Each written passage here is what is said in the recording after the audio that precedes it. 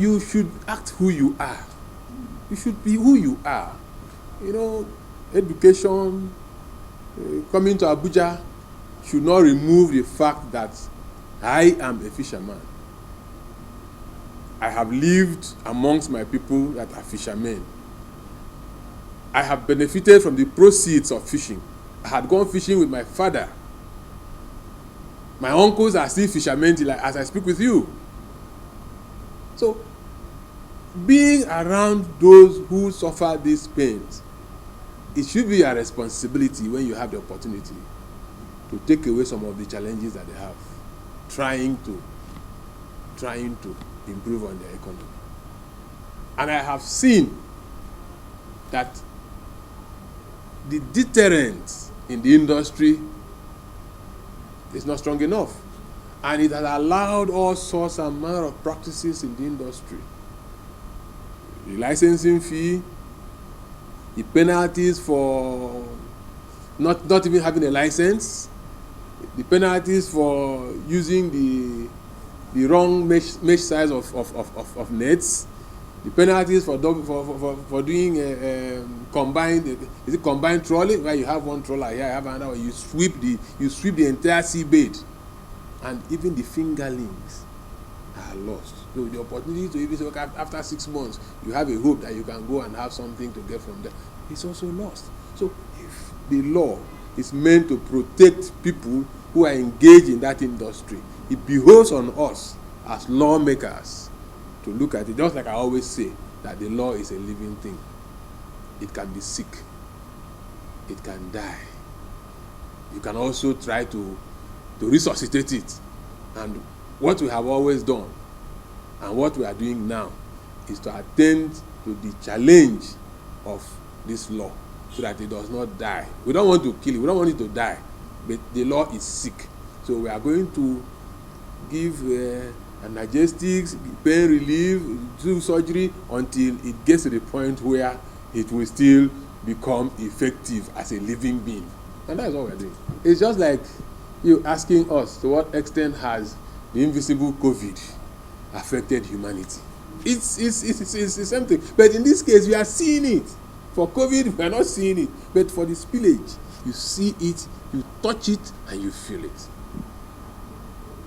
If you go through the mangrove environment, you will see that life has been lost. You see mangrove dry up, they're all dead. And if it could affect mangrove that has roots inside the mud, then how about fishes? How about the seafoods that breathe in there?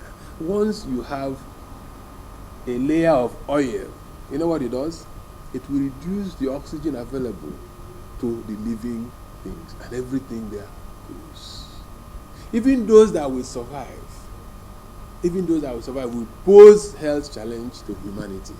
How and why? Crude has some elements of heavy metals. What you see floating are the ones whose density are lighter. The heavy metals, of course, some could be at the sediment, and these fishes could eat them, and it bioaccumulates over time. And humans too will eat from there. It will bioaccumulate in humans. So you find out that in this environment where you have spillages that have destroyed the economy of the people, it has also destroyed the health of those who are from there. You find issues like organ failures. You have people having challenges. Heavy metals have very direct impact.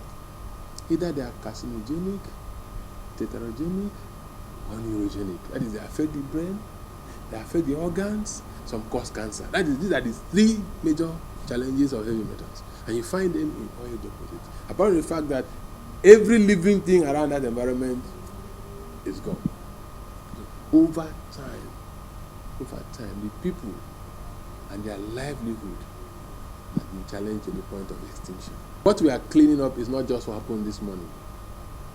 What we are cleaning up is not what happened yesterday. What we are cleaning up is what has always been there from the very first day that oil was found in that region. From 1958, it has been accumulating in those areas. And the interest of governance is how much dollar that can come out from there. In fact, you know how these things are. I don't want to go back into. I don't want to go back into the past, where you see oil companies into the issues of divide and rule and all of that. When you talk, government will come against you and blah blah blah blah. It was not supposed to be so. Probably the people would have been able to create alternatives for themselves and make the place better. But there was a rape. In here, you find the 1960 Constitution that guaranteed our independence as a nation. It's here. Others may not have it, but I have it. From 1914, 1946, 1951, 1960, 1963 Constitution.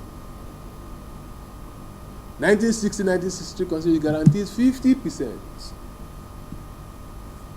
Is there?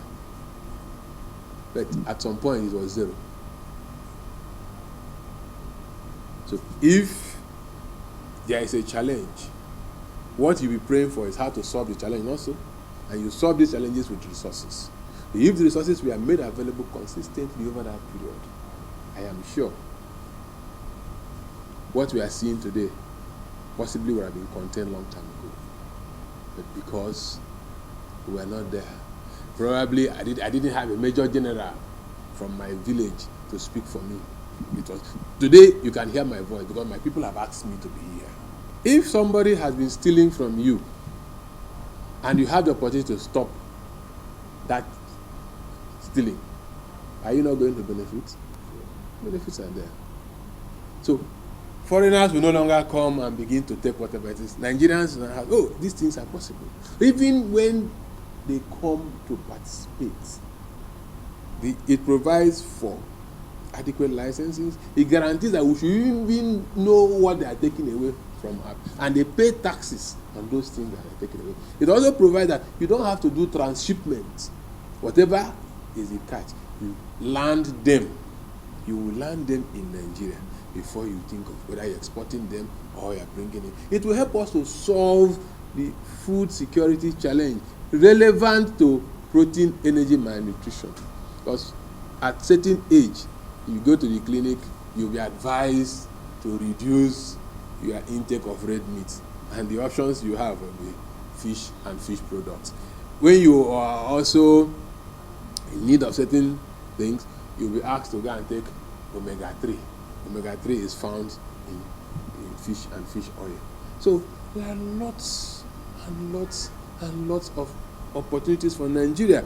Those who want to go into that industry, either as artisanal fishermen, capture fishermen, or even industrial fishing, those who use trawler, they would be able to have a protected environment. And once the environment is protected, you can now have return on your investment, which will lead to several people getting interested. It will also lead to the value chain addition, because if the fishing industry works well, somebody could have a cold room somewhere, you're providing employment. Somebody could have a drying kiln somewhere to dry fish, you're providing employment.